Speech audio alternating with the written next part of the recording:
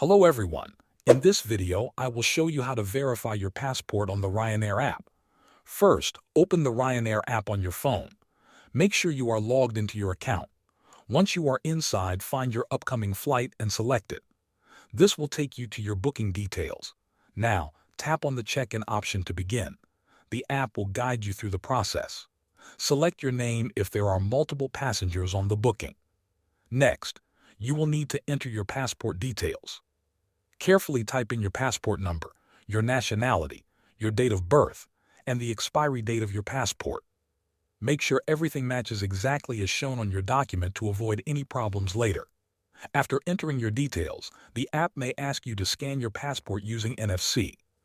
When prompted, hold your passport against the top back of your phone. This is where the NFC reader is usually located. Keep your phone steady and close to the passport. If the chip is not detected right away, slowly move your phone across the passport until it connects. This step may take a few seconds, so be patient. Once the scan is successful, the app will confirm that your passport has been verified. Thanks for watching.